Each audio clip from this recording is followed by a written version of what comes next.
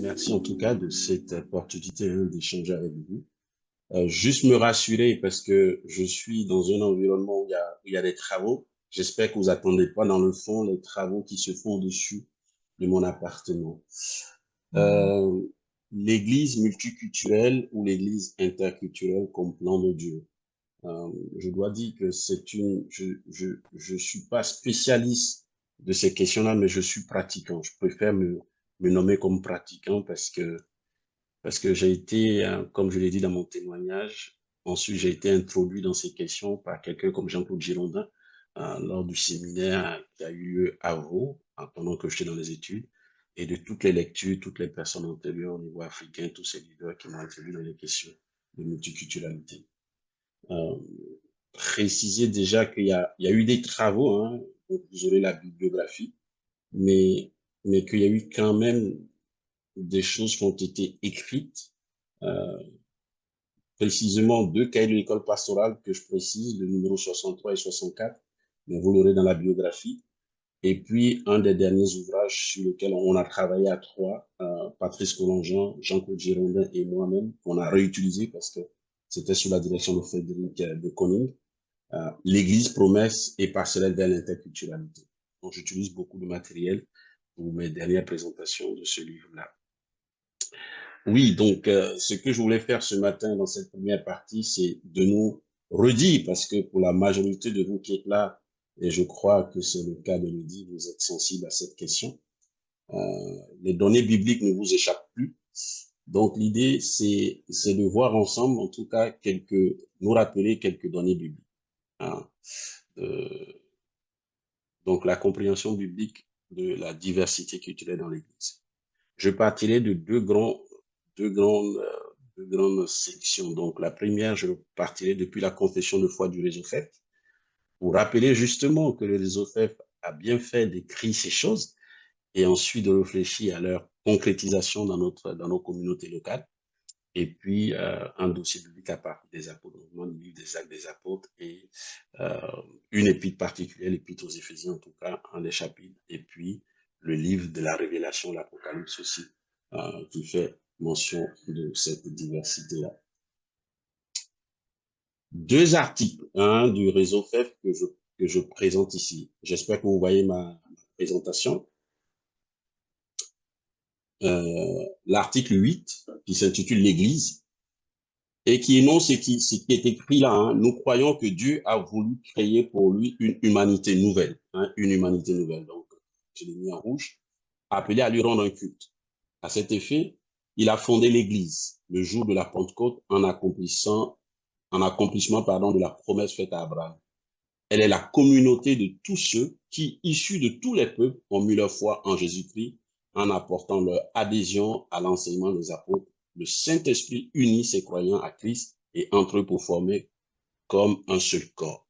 Donc, c'est clairement énoncé dans cette confession de foi du Joseph qui date de 2011 que justement, l'Église est une humanité nouvelle, en tout cas dans cette déclaration, et que cette Église-là est la communauté de tous ceux, hein, de tous ceux est bien marqué en rouge, issus de tous les peuples. Hein. Donc, une fois de plus, cette affirmation hein, que l'Église est issue de tous les peuples.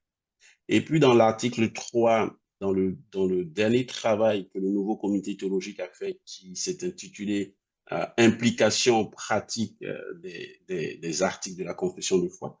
Donc, quand il s'est agi de travailler sur les implications pratiques de l'article 3, qui s'intitule Le Dieu créateur, nous croyons que Dieu a créé l'homme et la femme en son image, être corporel, spirituel, et j'en passe. Alors, dans les implications, ce comité, notamment sur cet article dont je suis un peu l'un des rédacteurs, à propos de la race humaine, nous avons écrit, dans un contexte multiculturel, cet accent de l'article de la confession de foi apporte une lumière qui mérite d'être amplifiée, à savoir que depuis le début, Dieu n'a créé qu'une seule espèce humaine. La race n'est donc pas une affaire de mélanine, de pigments, de peau, encore moins de civilisation. Il n'y a qu'une seule race humaine dont descendent tous les peuples du monde depuis la création. C'est des affirmations qui méritent quand même d'être rappelées. Parce que dans notre pratique, si on ne rappelle pas ces choses, des fois, on n'arrive pas à bien identifier la réalité de l'Église, en tout cas l'Église de Jésus-Christ. Et puis, toujours sur cet article, l'une des choses qu'on a rappelé, mais qui est liée à l'engagement du CAP, donc au mouvement de Lausanne, que vous n'avez pas sur l'écran, donc sur mon papier à moi, il est dit que le monde des nations, et ça c'est l'engagement du CAP qui dit, le monde des nations et des cultures, à partir d'un seul homme, il a créé tous les peuples pour qu'ils habitent toute la surface de la terre. La diversité ethnique est le don de Dieu dans la création et sera préservée dans la nouvelle création, quand elle sera libérée de nos divisions et de nos rivalités déchues.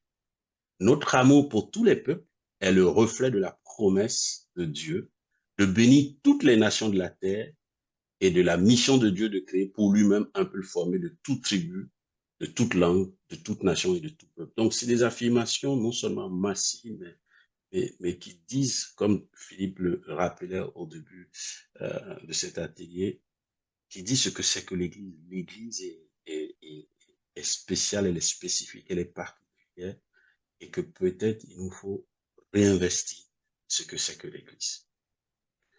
Tout ce que Dieu a choisi de bénir, et Dieu a choisi de bénir toutes les cultures. C'est ce qu'affirme encore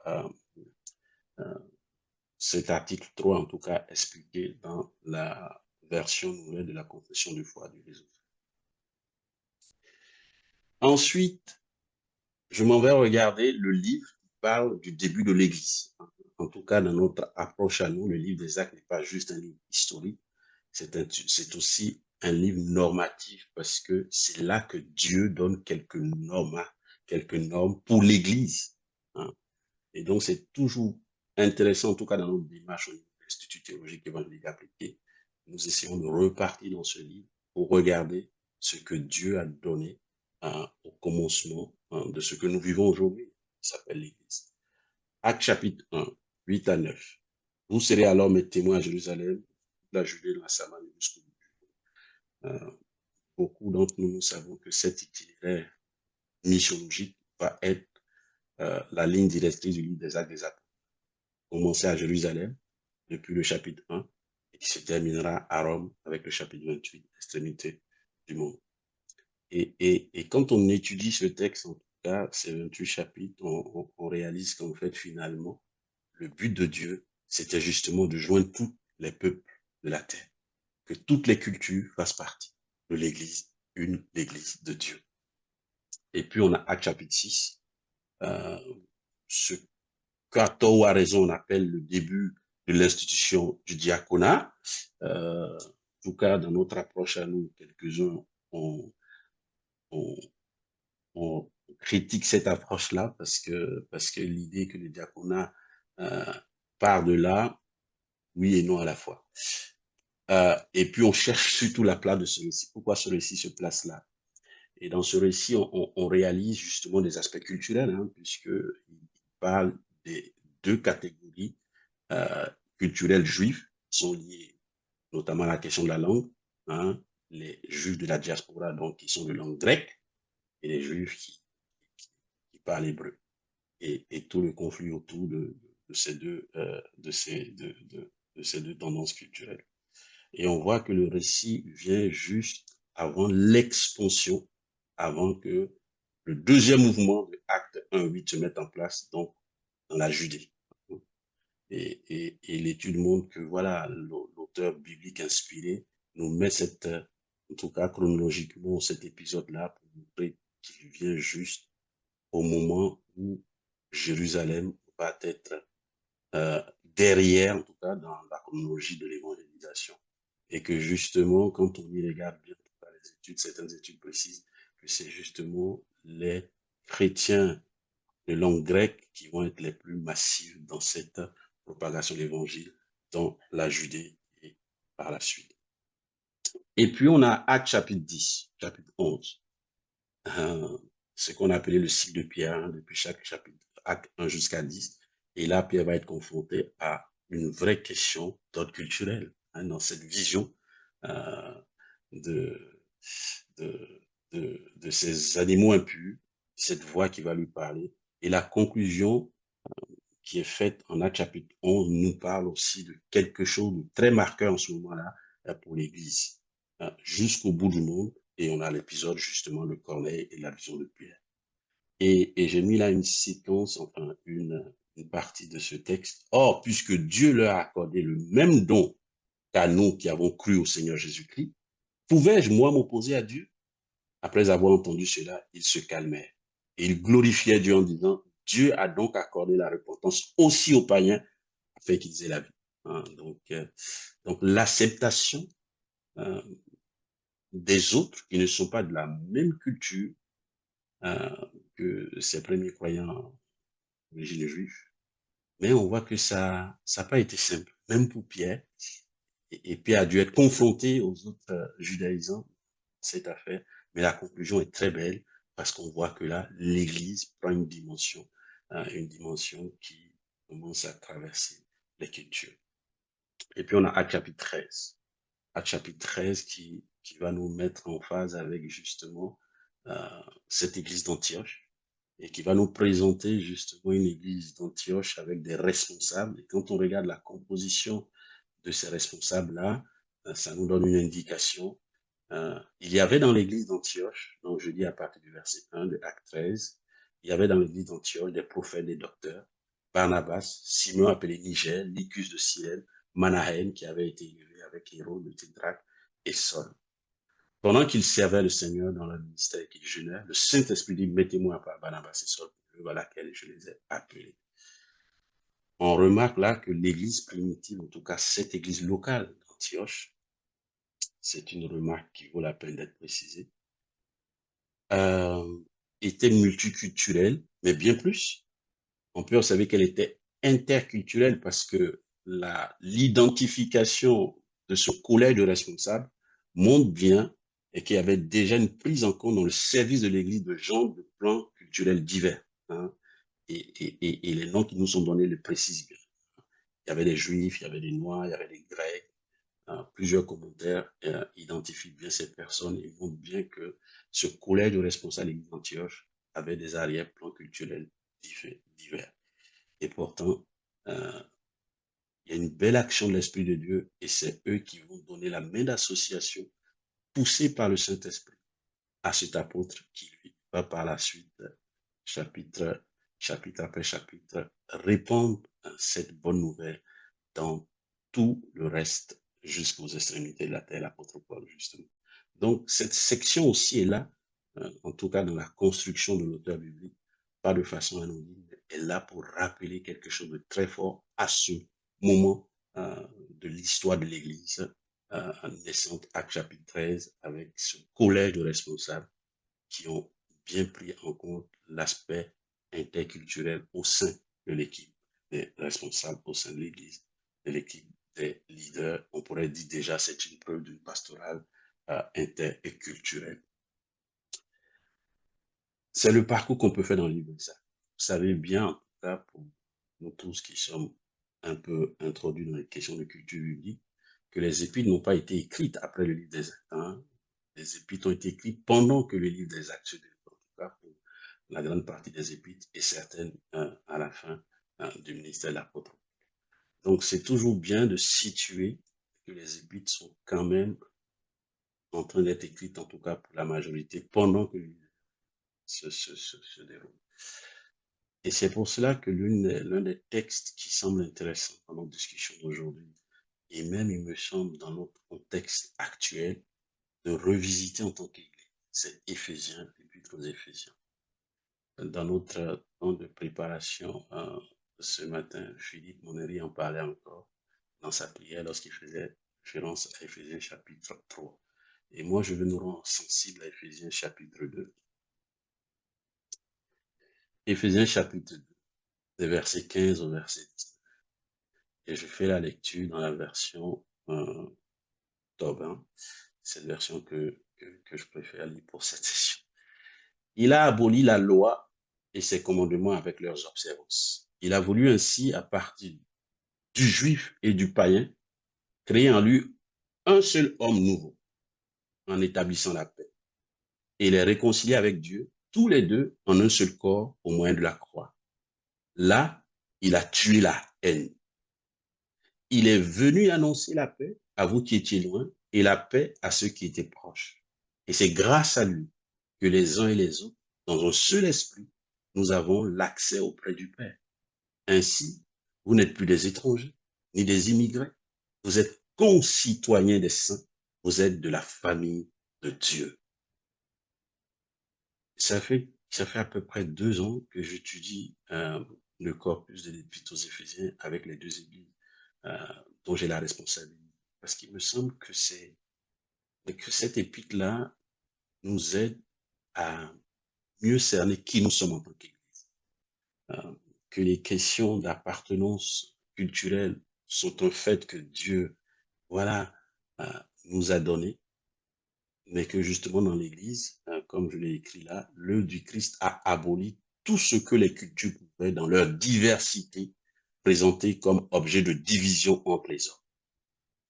Et que désormais, dans cette nouvelle humanité que forme l'Église, la culture ne doit pas être un obstacle au vivre ensemble, car c'est la famille de Dieu.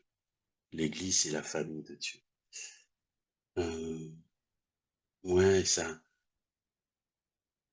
on a besoin de relire, de nous replonger dans cette perspective d'Éphésiens pour réaliser que, en tant qu'Église locale, peu importe là où nous sommes, finalement, nous sommes l'Église de Dieu, un colonne et appui de la vérité, et que cette réalité-là, je le dirai un peu plus tard avec quelques mots de Jean-Claude Juncker, des fois, elle nous dépasse.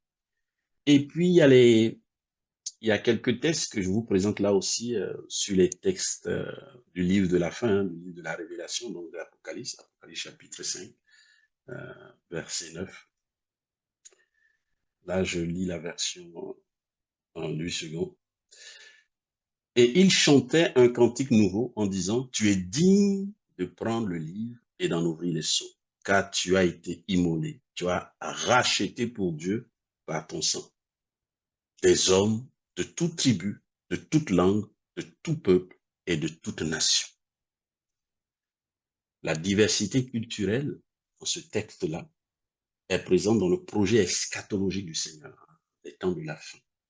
Et cela nous enseigne sur le fait que c'est bien dans le dessein de Dieu que les différentes cultures soient au contraire la manifestation de l'universalité du salut. C'est-à-dire le salut finalement est donné pour toutes les cultures, pour tous les peuples et non pas pour un peuple précis, n'est-ce pas? Le salut concerne toutes les cultures et c'est pourquoi leurs expressions doivent être prises en compte dans la réalité de l'Église. Puisque le salut est pour toutes les cultures et que, ultimement, même dans les choses eschatologiques de la fin, les cultures auront cette expression-là, bah, elles doivent être prises en compte dans l'Église, notamment dans les églises locales. Apocalypse chapitre 7, toujours dans la version du second. Après cela, je regardais et voici, il y avait une grande foule que personne ne pouvait compter, de toute nation, de toute tribu, de tout peuple et de toute langue. Ils se tenaient devant le trône et devant l'agneau, vêtus de robes blanches et des palmes dans leurs mains. Et ce texte, en tout cas, le commentaire que je cite là, que vous voyez là, même quand le texte précise la diversité culturelle, c'est pour montrer que Dieu, dans les choses de la fin, les considère sur le même pied d'égalité. Ils sont tous, autant qu'ils sont divers, associés dans l'adoration de Dieu.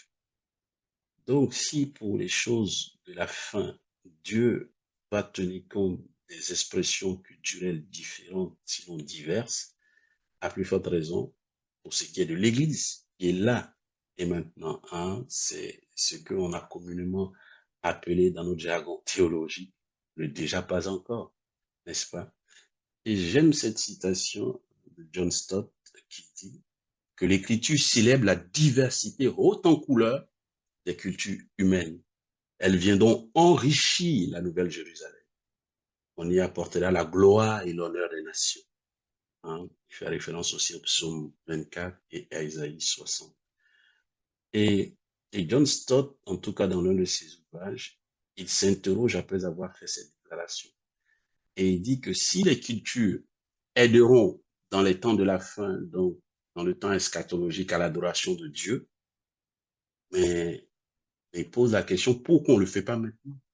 Pourquoi maintenant cette expression diverse, culturelle, euh, n'a pas souvent euh, une manifestation concrète, régulière dans nos églises locales lorsque nous sommes dans des contextes multiculturels? Il pose la question. Et je pense qu'il y a travaillé, puisque vous savez que Johnston était aussi lié au mouvement de Lausanne, en tout cas l'un des pionniers, et que justement, l'une des consultations qui s'appelle l'Évangile au risque de la culture de Willow Banks a été dirigée par lui, et j'en disais quelques mots tout à l'heure, bon, dans les temps qui viennent par rapport à cet ouvrage-là. Je vous ai, je vous ai soumis une fois de plus à des textes que vous connaissez, que la plupart de vous avez beaucoup étudiés. L'idée, c'est pas d'être un spécialiste de ces textes, mais c'est de nous rappeler ça. Et que ces textes que nous connaissons et que pour la plupart d'entre nous, nous vivons assez bien, nous devons peut-être les redire, nos communautés, les redire dans leur force, dans leur pertinence sur le sujet qui nous intéresse là, l'Église. On voit bien que cette Église, dès le départ, n'était pas monoculturelle, dès le départ. Et que dès le départ, cet aspect qui dépassait la monoculture a créé quelques tensions. Et c'est peu de le dire. Et que ces tensions, Dieu lui-même, par son esprit, a dû s'investir, hein, notamment Acte 10, 11, près de Pierre, pour que l'intelligence de Pierre ait ce discernement et que l'équipe autour de lui à Jérusalem puisse avoir ce discernement-là aussi. Et que l'apôtre Paul, hein, lui aussi avec son équipe, dans la mission qui était la sienne, euh, a été aussi confronté à cela, mais il a fait avec la force que Dieu lui a donnée. Acte chapitre 13, cette église. Acte chapitre 15, le concile de Jérusalem. Et, et tous ces 3 temps de mission de l'apôtre Paul dans ce monde non juif, ça nous rappelle que justement, Acte 1, 8 disait vrai, Jérusalem, Judée, Samarie, extrémité. Et que le but, en tout cas, l'un des buts de l'auteur biblique Luc, euh, en nous écrivant le livre des Actes, était de montrer que l'Église ne pouvait être autre chose que multiculturelle. Parce que c'était le plan de Dieu, de commencer à Jérusalem, mais de terminer pour toutes les nations, selon aussi cette promesse faite en Abraham, chapitre 12, verset 3, Genèse 12, verset 3. Quelques mots peut-être pour aller vers un mot de conclusion pour cette première partie. On voit bien, en tout cas, d'après la confession de foi du réseau FEF, qui du reste se retrouve aussi dans beaucoup de nos confessions de foi, pour nous qui sommes au réseau FEF, sur la question de l'Église, sur la question du Dieu créateur. On voit bien que très tôt, le fait que nous sommes tous liés à Adam et Ève ne fait pas d'ambiguïté, en tout cas dans notre théologie évangélique protestante. Mais des fois, les conséquences de ce lien direct avec Abraham dans nos expressions culturelles ou dans les tensions que nous pouvons vivre dans nos expressions culturelles mériteraient d'être regardées. Parce qu'en tout cas, ces chapitres nous montrent parlement la diversité culturelle avec une seule origine, celle d'Adam et d'Ève. Et que cela s'est enrichi de toutes les formes d'expression culturelle par la suite. Et que l'égalité et la dignité des peuples est quelque chose qui est au cœur même de l'évangile. Ce regard biblique nous montre, en tout cas Jean-Claude Girondin et quelques-uns d'autres, et beaucoup d'exégètes, en tout cas qui vont dans le sens, montrent que la diversité des cultures fait partie de l'homme, tel qu'il est sorti de la main de Dieu. Fait partie de l'homme tel qu'il est sorti de la main de Dieu. Et c'est pour cela que cet auteur dit que nous pensons que l'Église atteindra la parfaite image de Dieu lorsqu'elle exprimera toutes les cultures dans son expression d'adoration, dans le culte qui rend à Dieu. Toutes les nations sont mises exactement sur le même plan d'égalité. Notre histoire humaine est une histoire aussi touchée par le péché et elle n'a pas toujours aidé à dire ou à vivre massivement cette vérité. Parce que, comme le dit un sociologue que j'ai cité massivement depuis le début de cet atelier, euh, nous sommes tous issus soit de cultures blessées, soit de cultures blessantes. Il dit il n'y a pas de culture qui n'est blessée aucune autre. Et malheureusement, il y a des cultures qui ont été, elles aussi, blessées par d'autres. Et que peut-être, à cause de cette déformation, même nous, dans la réalité des groupes, sommes aussi parfois impactés par cette superposition culturelle ou tout du moins par cette hiérarchisation de nos cultures au lieu de regarder comme étant égal aux yeux de Dieu.